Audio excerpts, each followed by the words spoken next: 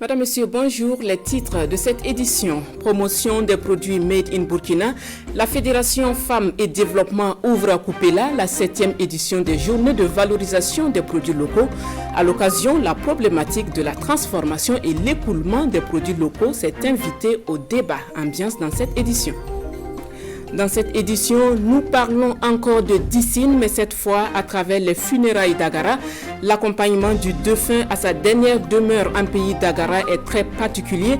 Plusieurs jours d'hommage aux défunts avec des rites tout aussi particuliers. Des funérailles d'Agara à Dissine, c'est un reportage à suivre dans la page Une semaine A de cette édition. Dans cette édition et en page internationale, Covid-19, la situation s'aggrave en Inde avec plus de 400 000 nouveaux cas détectés en 24 heures. Plusieurs pays s'engagent à apporter de l'aide à ce pays, devenu le nouvel épicentre de l'épidémie. C'est le couronnement de 4 jours de colloque sur la vie du cardinal Paul Zongrana. Aux recommandations du colloque, un émissaire est désigné pour rassembler des témoignages sur l'homme de Dieu afin de postuler auprès du Vatican à sa canonisation après sa mort. Le président du Faso a pris part à la messe. Nous l'écoutons au micro de Draman Guéné. Je voudrais d'abord saluer la tenue de ce colloque sur la vie du cardinal Paul Zongrana. Tout le monde a reconnu que c'est un grand homme de l'Église. C'est quelqu'un qui a travaillé beaucoup de foi, beaucoup d'abnégation, beaucoup d'humilité. Parce qu'il a assumé plusieurs responsabilités au plan international sans en faire un tintamarre particulier. Pourtant, c'était de grandes responsabilités. Et aujourd'hui, au terme de ce colloque, ce qui vient à l'esprit et qui était tout à fait juste, c'est de demander à ce qu'on puisse déclarer le cardinal comme un saint au plan universel. C'est un travail que l'Église a commencé, va poursuivre, parce que ce n'est pas une question de 24 heures, c'est une question qui va prendre du temps, mais nous avons bon espoir que la contribution également des Africains à l'Église catholique puisse être reconnue de façon universelle. Religion toujours et après le rendez-vous manqué de 2020, le buisson ardent renoue avec sa traditionnelle campagne nationale d'évangélisation. Ce 30 avril, le groupe de prière a convié les fidèles chrétiens à la cathédrale de Ouagadougou, une nuit de célébration anticipée de la fête de Saint-Joseph artisan. Les temps forts de la veillée avec Nongba Kouda et bienvenue Taoussa. Pas question de rater ce rendez-vous, manqué l'année dernière à cause des restrictions liées au Covid-19. Venus de la capitale burkinabé ou d'ailleurs, les fidèles chrétiens catholiques honorent ici à la cathédrale de Ouagadougou la mémoire de Saint-Joseph, celui-là même qui a travaillé pour assurer les besoins de Marie et de Jésus et qui initia le Fils de Dieu aux travaux des hommes selon la Bible. À cette messe, le prêtre célébrant l'abbé Blaise Bikaba invite l'assistance à toujours se tourner vers Dieu et Dieu seul, gage d'une vie accomplie. Il n'y a pas d'autre nom sous ce ciel-là qui puisse nous donner le salut, nous sauver en dehors du nom de Jésus. Est-ce que vous en connaissez d'autres? Vous en connaissez d'autres? Non. Est-ce qu'il y a d'autres sauveurs en dehors de Jésus-Christ? Non. Il y en a d'autres? Non. Il n'y a pas d'autres sauveurs que lui. J'ai retenu beaucoup de choses, comme le thème nous disait même que seul Jésus, voilà, qui peut nous sauver. Donc en croyant ce nom seulement, vraiment, on est tous sauvés. L'année passée, ça n'a pas eu lieu à cause de la pandémie. Nous prions pour que ça n'arrive plus. Cette célébration eucharistique entre dans le cadre d'une campagne d'évangélisation initiée par le Buisson Ardent, un groupe de prière charismatique composé d'étudiants de Ouagadougou. Il renoue ainsi avec cette tradition tenue à J-1 de la fête de Saint-Joseph artisan, fixée au 1er mai par le pape Pie XII et qui coïncide avec la journée internationale du travail. Dans un tout autre registre, les journées de valorisation des produits locaux mettent en lumière les potentialités agricoles au Burkina. Elles sont initiées par la Fédération Femmes et Développement qui pose sur la table du débat la question de la transformation et l'écoulement des produits locaux. L'ouverture de la foire a fait l'objet d'une cérémonie à laquelle ont assisté Aimé Douamba et Tanga Kafando. Saurata Tamalgo expose ici de la farine de haricot, du beurre de qualité, du miel et du sumbala. C'est à la 7e édition des journées de valorisation des produits locaux à Kupela. La foire nous aide beaucoup parce qu'elle fait connaître nos produits au-delà de nos zones de production. À partir de la foire, nous arrivons à écouler nos produits, même dans les alimentations. Organisée par la Fédération Femmes et Développement, la foire qui s'ouvre à cette cérémonie se veut une vitrine de promotion des produits locaux, mais également un cadre d'échange d'expériences entre transformateurs. Et malgré le contexte dans lequel se déroule cette 7e édition, à savoir la crise sanitaire et la crise sécuritaire, on a constaté que les femmes burkinabèses sont résilientes. Malgré les difficultés de tout genre, elles ont quitté le Sahel, elles ont quitté la région de l'Est, elles ont quitté plein d'autres régions, près de 8 régions pour se retrouver à Kupela et pour exposer ce qu'elles font chaque jour. Et c'est ça qui est très important parce que les femmes ont appris qu'elles doivent se battre, qu'elles doivent réussir pour faire reculer les limites de la pauvreté. Le ministre a bien voulu, en tout cas, patronner cette présente édition qui rentre en droite ligne des objectifs, des axes stratégiques du ministère en charge du commerce à travers, je dirais, la promotion des produits du terroir. Chaque pays fait la promotion de son savoir-faire local, de son savoir-faire traditionnel, de ses produits locaux. Et c'est à travers cela qu'on peut inverser la tendance de développement. À Kupela, c'est plus de 100 exposants qui sont attendus, et ce jusqu'au 2 mai prochain. L'entreprise Quai du Burkina et l'ONG Accra s'inscrivent dans la même dynamique à travers la foire Consommons sain, Consommons burkinabé. C'est une première édition qui a débuté ce 30 avril à Ouagadougou. Elle entre dans le cadre du projet Entreprise sociale, innovante et participation des migrants pour l'inclusion sociale au Burkina. Nyankiteda. C'est une foire au service de la promotion et de la valorisation de la production locale. Première du genre, la foire Consommons sain, Consommons local est une initiative de l'entreprise Quai du Burkina et de l'ONG Accra. Objectif, offrir un marché équitable aux producteurs pour la commercialisation et l'écoulement de leurs produits. C'est aussi une occasion de faire connaître les merveilles et les potentialités du Burkina Faso. On supporte Quai du Burkinabé. C'est une entreprise sociale qui s'occupe d'essayer de vendre et de faire arriver sur le marché de Ouaga les produits des producteurs de Burkina qui n'arrivent pas à joindre ce marché. Donc, on aide les producteurs pour s'améliorer au niveau de qualité, de quantité et avec des formations constantes dans toutes les années. Après, avec EDB comme entreprise ici à Ouaga, on essaye de vendre le produit et surtout se connecter avec l'idée de la campagne de projet de consommer sain et local et apporter EDB comme exemple pratique que c'est possible de consommer et qu'il y a des produits au Burkina. À cette foire, on y trouve du miel, du riz, des chaussures made in Burkina, des légumes, des confetures de mangue et autres produits locaux. La foire se tient dans l'enceinte de l'entreprise Quai du Burkina, sise à Wemtenga, du 30 avril au 2 mai 2021. Elle aussi s'est donnée pour mission de promouvoir le savoir-faire local, partager les expériences réussies et les bonnes pratiques. La première édition de la foire au savoir, tenue à Wayukia, a refermé ses portes sur une note de satisfaction.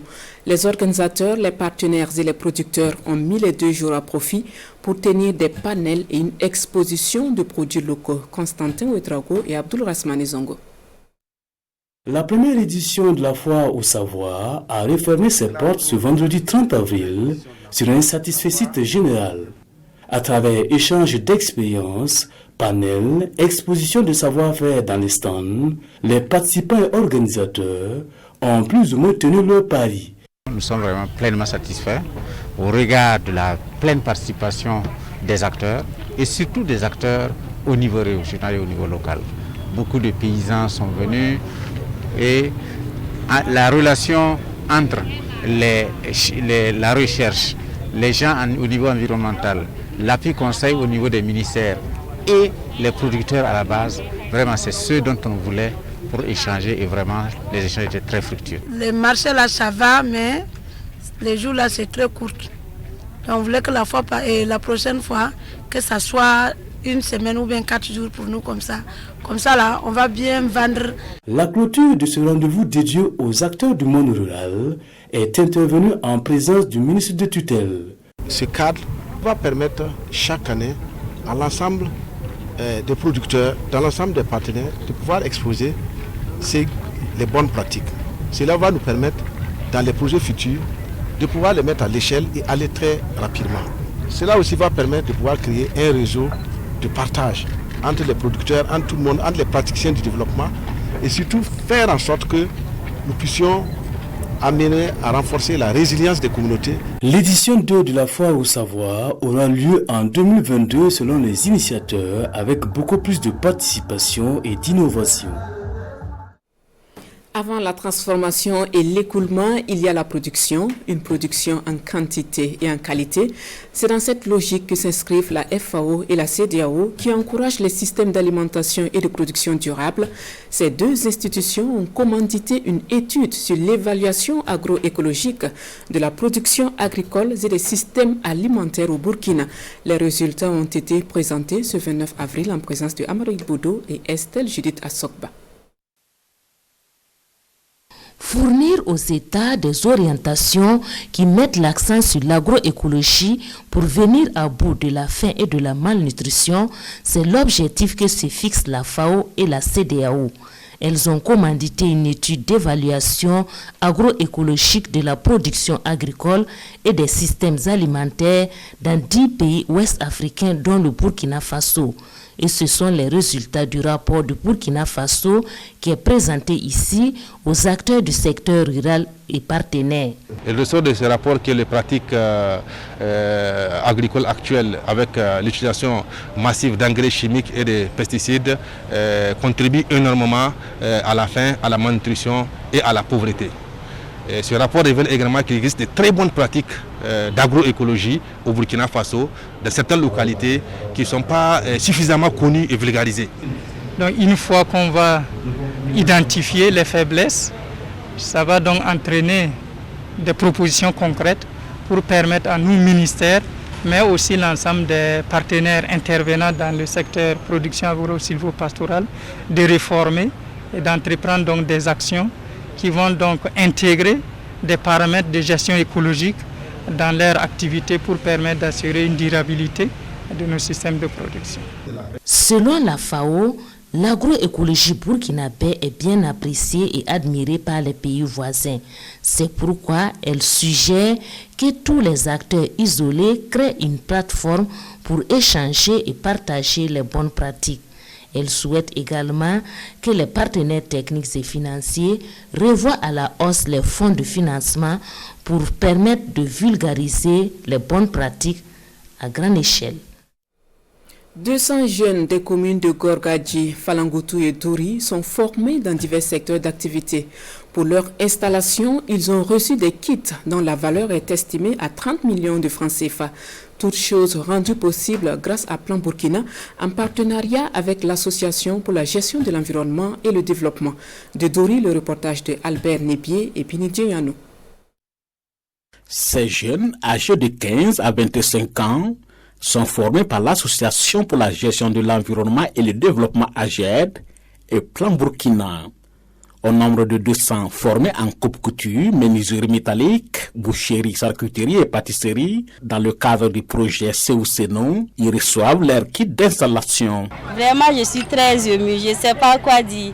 Avec ces matériels, je vais beaucoup travailler pour montrer mes compétences afin de ne pas les décevoir. Selon les responsables du Plan Burkina et AGED, l'objectif de cette formation est de réduire le taux de chômage des jeunes dans la zone d'intervention du projet. L'accompagnement de ces jeunes dans cette initiative fait partie d'un axe stratégique de notre projet, alors, qui devait former dans un résultat 500 jeunes et les installer en même temps, les doter de matériel d'installation. Et donc c'est dans cet objectif que nous avons procédé à la formation de ces jeunes du Sahel pour aussi les insérer dans le tissu social. De plus en plus, le problème d'employabilité se pose Et cela est un grand défi pour le Burkina, surtout par rapport à la formation des jeunes. Et le contexte actuel, surtout le contexte d'insécurité, fait qu'effectivement ces jeunes n'ont pas quelque chose à faire. Ils risquent de se trouver dans des situations peu confortables. Cette remise de kits aux apprenants donne lieu aux responsables du projet de faire aussi le bilan des activités du premier trimestre de 2021.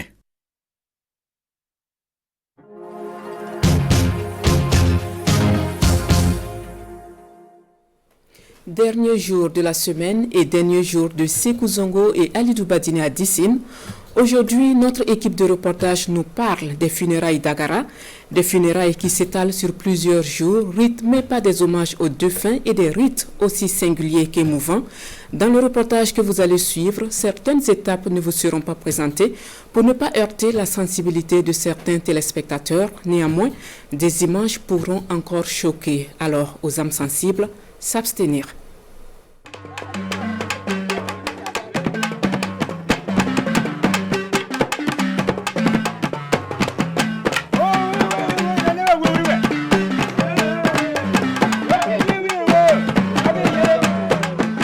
C'est une sonorité funéraire d'Agara.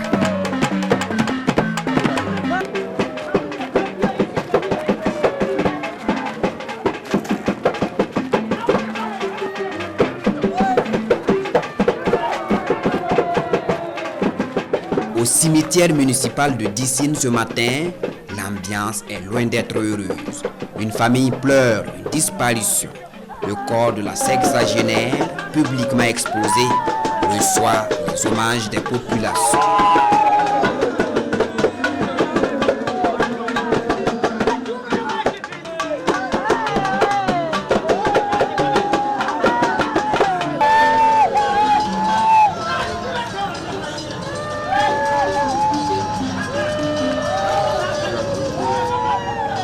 La cérémonie funèbre doit durer 3 jours pendant lesquels on loue les bienfaits de la défunte durant son passage terrestre.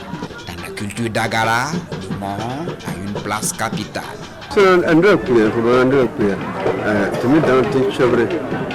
premier acte, c'est d'abord de prévenir le chef de famille, le chef de clan, qui va donner l'autorisation aux femmes de laver le corps.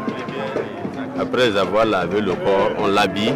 Après le lavage du corps, c'est lui qui va donner l'autorisation, qui va même donner le temps pour qu'on commence les pleurs.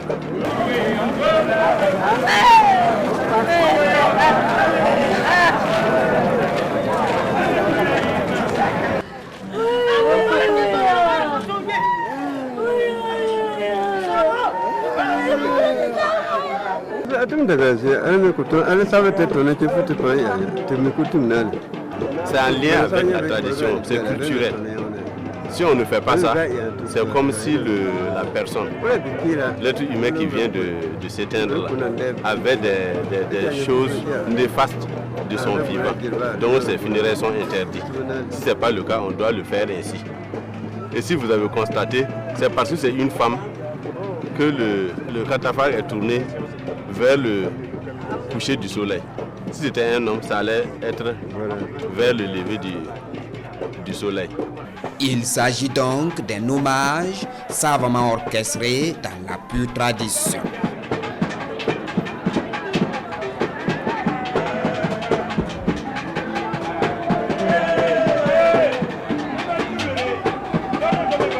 Des pas typiques des funérailles, des pièces de 10 francs pour honorer la défunte et une danse spéciale sur des rythmes dédiés aux morts.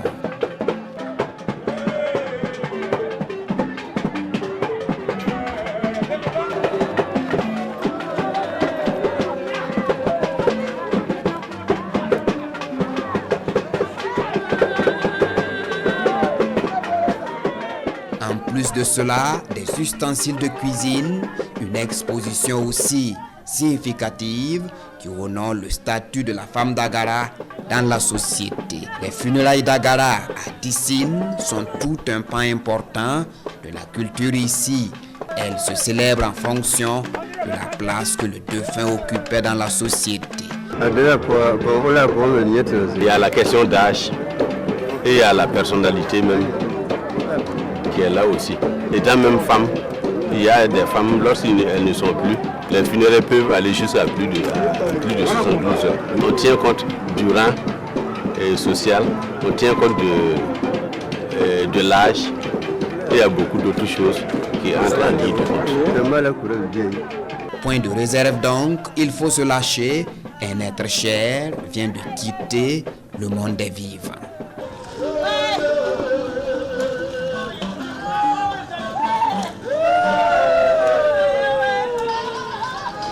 Une ambiance singulière, bien arrosée à la bière de mille locale, servie juste à côté pour désaltérer les proches de la défunte.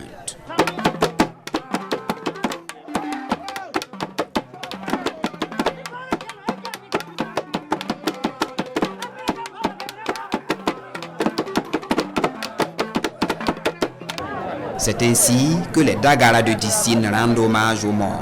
Un dernier accompagnement, comme pour dire que la personne décédée a vécu utile, une exhortation également à chacun à s'aimer le bien autour de soi pendant son existence terrestre pour bénéficier de ces moments d'hommage après le trépas.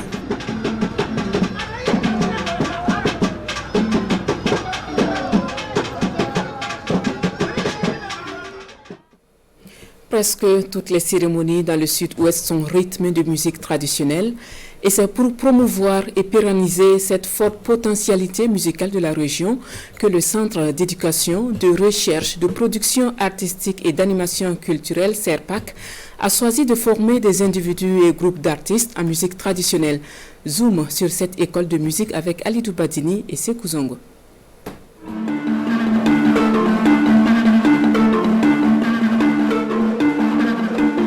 Martin et son professeur de balafon d'Agara en pleine répétition.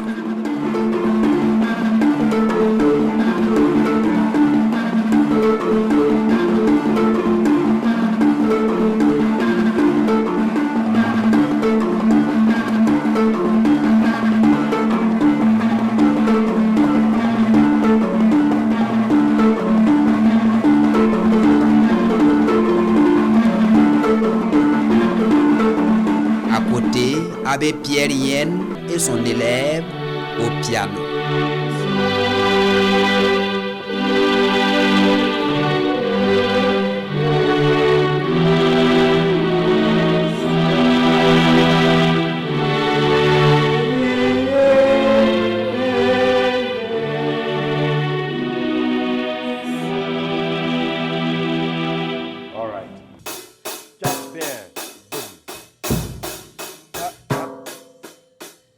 Un jeune apprenant noyé dans ce décor, la batterie artistique.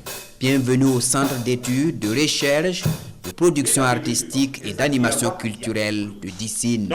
Ici, toutes les disciplines musicales, ou presque, sont enseignées avec un accent particulier sur les instruments traditionnels africains. La flûte, le balafon d'Agara, la guitare, la batterie, le piano, le solfège, bref, c'est un orchestre avec le chef d'orchestre, Abbé Ferdinand Yen, qui se produit en cette matinée.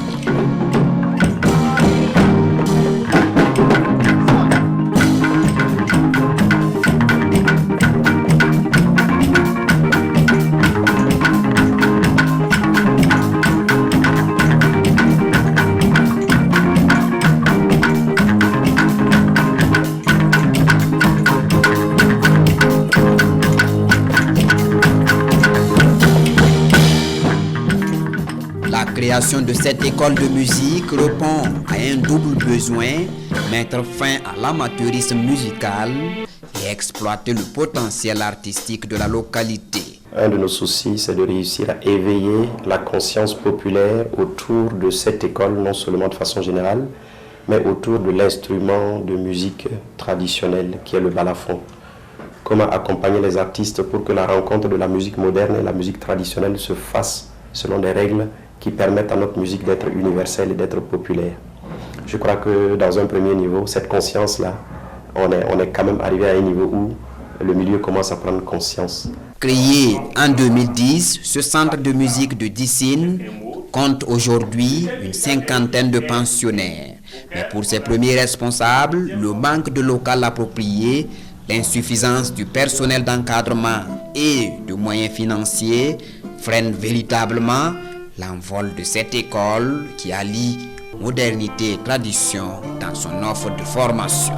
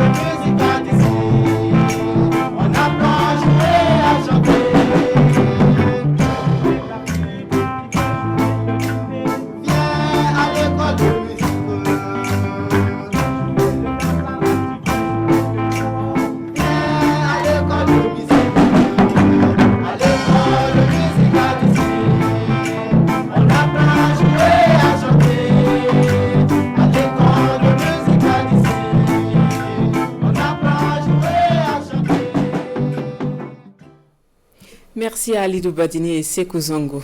Ce n'est un secret pour personne. La consommation de stupéfiants prend de l'ampleur au Burkina. L'école est même devenue un antre de drogue.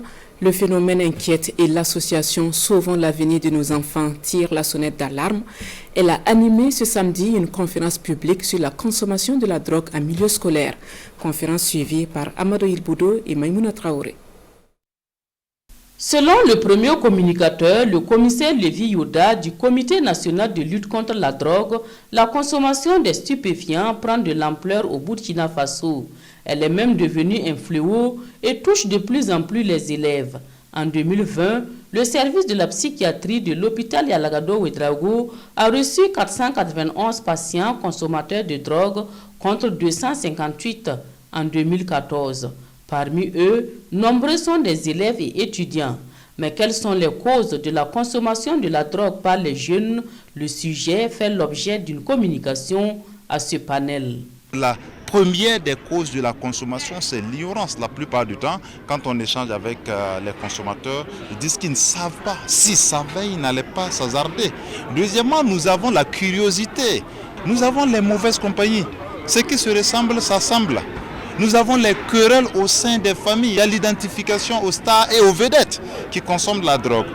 Il y a la disponibilité également, la drogue est là, elle est disponible. Dans la plupart des cas, les enfants consomment la drogue à l'insu des parents. Ceux-ci ne se rendent compte que lorsque l'enfant devient dépendant. Et pourtant, il y a des signes qui doivent alerter. Quand votre enfant change brusquement de comportement, il était calme et subitement il devient violent, il faut vous poser des questions. Ou les élèves, si les notes se baissent de façon drastique, il avait 16, 15 de moyenne et subitement il vient avec 7 de moyenne, il faut se poser un certain nombre de questions. Ou la négligence de son hygiène corporelle, il ne se lave plus, mais il se parfume quand même. Ou la défiance de l'autorité parentale, les vols à répétition, les mensonges à répétition. Ce panel est une initiative de l'association Sauvons l'avenir de nos enfants qui s'est fixé pour objectif d'éradiquer la consommation et la commercialisation de la drogue en milieu scolaire. Le phénomène de la drogue en milieu scolaire devient très récurrent. Et pour nous, interpeller les parents, attirer la vigilance des parents, parce que l'enfant quitte d'abord une famille. S'ils ont pu intérioriser les valeurs et les normes et que les parents leur inculquent, nous, on pense que d'abord c'est le début, voilà, pour lutter contre le fléau. Nous, parents, on est toujours les premiers à être surpris de l'atterrissage de la drogue, de l'arrivée de la drogue dans les établissements et dans nos familles. Et c'est pour cela que nous louons vraiment cette activité qui va permettre de sensibiliser d'abord les parents pour qu'ils soient aux premières loges, pour qu'ils prennent conscience d'abord que ce n'est pas un phénomène dont on doit avoir honte. La lutte contre la consommation de la drogue en milieu scolaire nécessite donc l'implication de tous. L'association Sauvons l'avenir de nos enfants, qui accompagne également les familles affectées pour faire de drogue, a en projet la construction d'un centre d'accueil. Hors de chez nous, la situation s'aggrave en Aisne avec un nouveau record de contamination journalière. Plus de 400 000 nouveaux cas en 24 heures. Les hôpitaux sont submergés et la situation a poussé plusieurs pays à offrir une aide médicale d'urgence. Suivez. C'est une aide d'urgence. Sur ces palettes, des centaines de bouteilles d'oxygène rangées minutieusement par ces soldats américains. Direction l'Inde, nouvel épicentre de la pandémie, avec plus de 400 000 nouveaux cas recensés ces dernières 24 heures. Un record. Le premier avion américain va décoller pour New Delhi.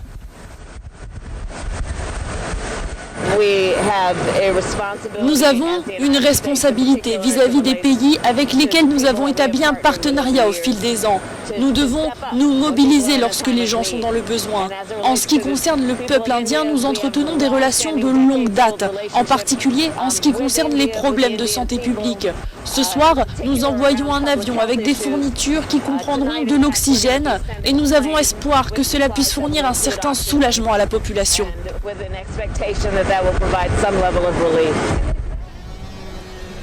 De l'oxygène, mais pas seulement. Sur ces images, 9000 doses de remdesivir s'apprêtent à quitter la Belgique. Le temps presse, la situation en Inde est plus que préoccupante. Ces longues files d'attente sont devenues habituelles. Ici, ces Indiens patientent en quête d'oxygène. Les hôpitaux du pays manquent aussi de lits et de médicaments. Nombre d'infrastructures demeurent fragiles à l'image de ce nouvel incendie qui a ravagé un hôpital ce samedi. 16 patients Covid et 2 infirmières sont décédés. Le feu est parti d'un court-circuit dans l'unité de soins intensifs de l'hôpital. Plus largement, c'est donc tout le système de santé indien qui manque de moyens. La planète entière a les yeux rivés sur la situation sanitaire indienne. La hausse du nombre de cas fait craindre une propagation de l'épidémie sur l'ensemble de la planète. C'est tout pour cette édition de la mi-journée. Une autre équipe vous retrouve à partir de demain au journal de 13h. Merci de votre fidélité tout au long de cette semaine. Bon dimanche en compagnie des programmes de la RTB.